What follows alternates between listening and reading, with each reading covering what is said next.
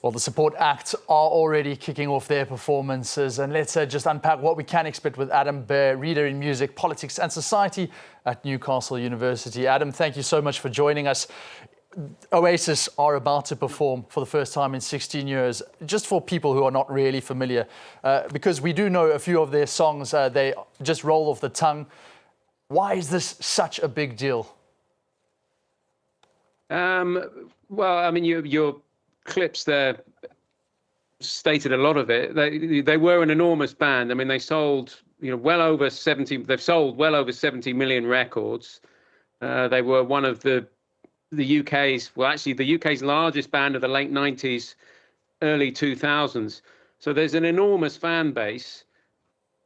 Just commercially, if nothing else, this is a big event. And then you kind of add in all the kind of media hoopla and interest.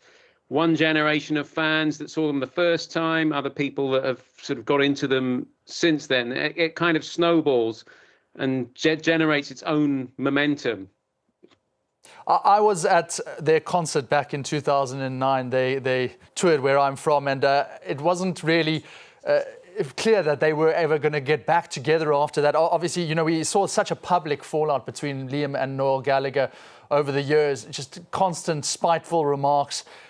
Was it ever in doubt, in your opinion, that this would ultimately happen? Or, is it just like really just a beautiful moment in time for music lovers? I think it was probably likely at some point. Most acts, if the principals are still alive, reunite at some point. To go to your other question, why such a big deal, is because it was looking less likely for Oasis than most. It's hard to think of another act, Pink Floyd maybe, who only got together with the originals on stage once for Live 8. Apart from that, it's hard to think of another act where there was so much ongoing ill will. So the fact that that they've reached an accord where they can stand on stage for a series of concerts in 2025 made it seem less likely than for most bands. They've chosen Cardiff to kick off their world tour. Why exactly have they chosen the Welsh capital? That's a good question. Their promoters, SJM Concerts and Live Nations, I assume will have tracked the logistics for best route.